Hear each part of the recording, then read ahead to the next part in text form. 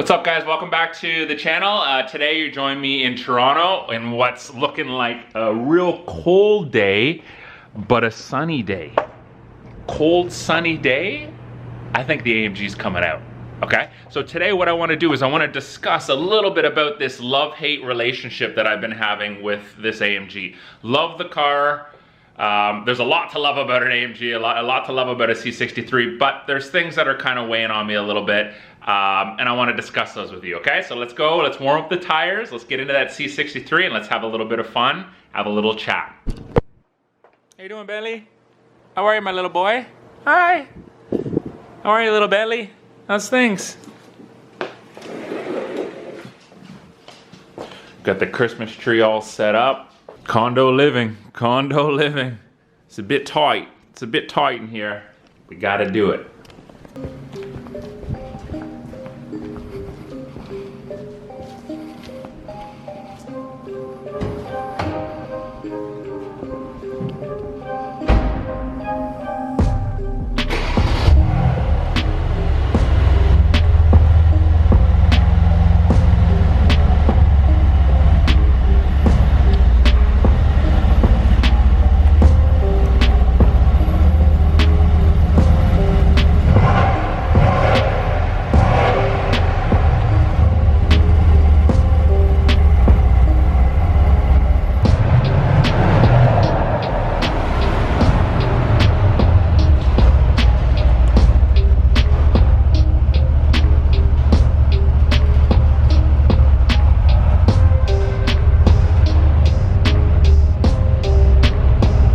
So here we are, guys, we're in the AMG. It's a really chilly sort of Toronto afternoon out, but tires are warm, sun is shining, and I think it's a great day for a little bit of content, a little bit of a drive.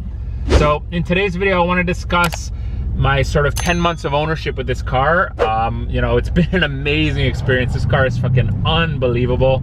Pardon my French. This car is amazing to own. But there has been, you know, a lot behind the scenes that I'd love to sort of get across in my ownership experience. You know, the good, the not so good, the pet peeves, the kind of, you know, sort of annoyances that come along with the with owning the car. If you were to pick one thing that you love most about it, what would it be? Well, as you guys know, this thing's got 500 horsepower, twin turbo V8. I'm in race mode right now. I'm on the manual shifters. This is what I love most about it. Let's have a listen.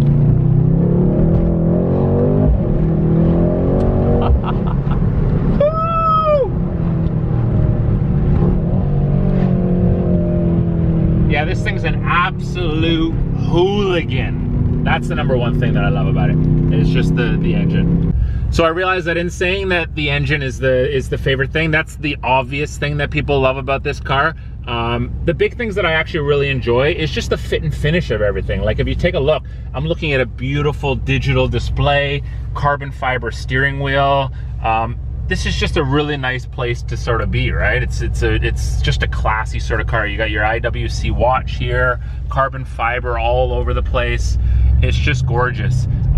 The other little thing that I kind of enjoy is that, you know, if I'm in crazy aggressive race mode right now, I've got all the modes just at my sort of disposal right here. Bang, bang, bang, 3 little flips of the switch, and I'm back into just a regular Mercedes mode right now. And so that convenience, 1, 2, 3, I'm back in a crazy mode if I want to pass this person.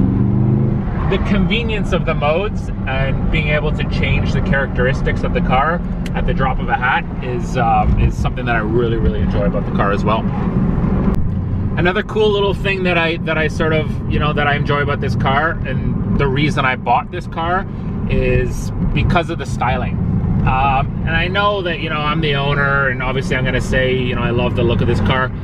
You know, I could have obviously bought a lot of different cars, right? I looked at an M4, I looked at an M3, I looked at the RS5. I like the M2. I know it's a different sort of class, but the, you know, the sportiness, the nimbleness of it. And I have to say, like, the styling of this car, you know, obviously the 63 engine has the bulging sort of, you know, wheel arches. It's, you know, it's got that nice, beautiful panorama, Panamericana, sort of the AMG specific grille. I truly do love the styling of this car, and that's one of the main reasons I bought it, and I continue to enjoy it every day. It's one of those cars where, you know, you get out of your car and you're always looking back at it, always looking back on it, and giving it that little smile, kind of, you know, that little smirk, that little, like, it just gives me pleasure every time I stare at it. It's you know, it packs a punch. It's got a big engine, but it also, I think it just looks gorgeous. But I'm biased. All right, Dane, so you already told us what you love about the car. What are the things that you don't like about it? Okay, so first one is gonna annoy a lot of people, because usually when I talk about money, everyone's like, well, you bought this car, you know, you shouldn't have bought it without being able to afford it. This is an expensive car. It's an expensive car to buy.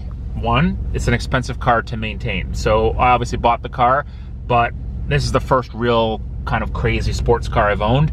The tires were the biggest thing that I'm realizing, especially driving in the city of Toronto, that are costly. It's, you know, for a Michelin Super Sport Cup whatever Super Sport tire, we're talking, you know, $500–600 a tire. I've gone through, in my 8 months of ownership, I've gone through 5 tires just from driving over potholes, driving over little screws or something like that. A month ago or 2 weeks ago was a staple that I drove through.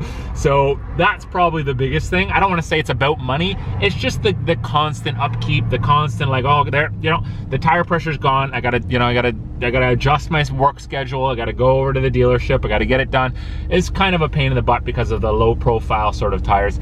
That's probably the number one thing that's kind of just an annoyance. The other thing is that it's a 500 horsepower rear wheel drive car. So when there's a little bit of rain, when there's a little bit of snow on the tire, this car, honestly, for anyone who's thinking about trying to buy this or wanting to buy it, it's not drivable. You know, if you want to daily drive this car in a climate like this where there's a little bit of snow and slick, don't do it. Go with a different car. Go with the new one. I know it's more expensive, you know, the hybrid system, because it has 4MATIC. Or go with an M4, or just go with the C43. You're not gonna get the same emotion. It's a 6-cylinder, but it's at least livable. This thing has no 4MATIC. It's all full of rear wheel drive, and I've had some crazy experiences. As soon as snow came down, I was like, you know, how bad could it possibly be? This thing just spins, you know, and I'm stuck in the middle of the road, people helping me, pushing me. It's just, it was borderline embarrassing at times. So just thinking about that, and you know, cost, you know, putting that into your basis for ownership, because that's one of the biggest annoyances of owning this car for me. Is it's not a practical car. It's an amazing car in the summer and spring, but in the winter it's just like you need another vehicle. Hi guys, welcome to my second home, my SO station.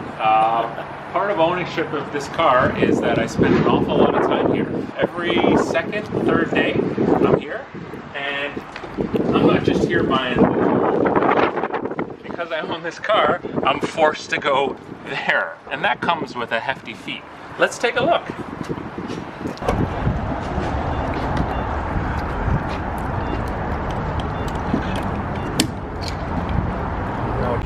All right, so a really cool trick when you get to a pump, and it's one of those where you have to hold it, right? You can take your card, and in this case it's a nice platinum card, and you stick it in there, and it serves that purpose. And you don't have to worry, once the tank fills, it'll stop on its own. So you won't come back to your car and see 93 octane just oozing out the car into the parking lot. All right, so damage is done. Breathe them and weep. But we got a full tank, we got more fun, let's go, more fun, let's go. See, again, this is like, between you and I, it's like the best and the worst part of the car. It's like what it's capable of, but what it's not capable of when you put your foot down. Like the rear wheel drive is like, I've never taken traction control off this car either. Like I've never taken it off. I don't know what this car, ass end wise, can do when you're under power and stuff like that. Like, I'm just too scared of it, you know, in city driving.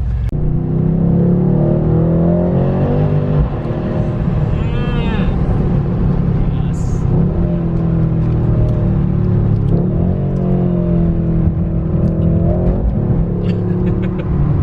We're GTA style in it.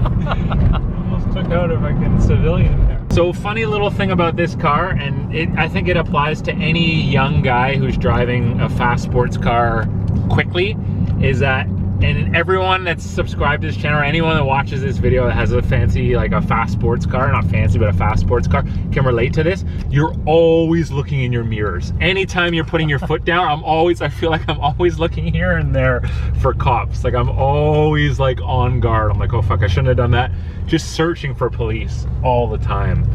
That must say a lot about the kind of driver I am, but let's see what we can do to I'm gonna put a Tesla. Peace out. Damn. All right, Dane. So there are a lot of pros and cons videos out there on the C63, but what are the things that only a true owner, after spending some time with the car, will notice about the C63?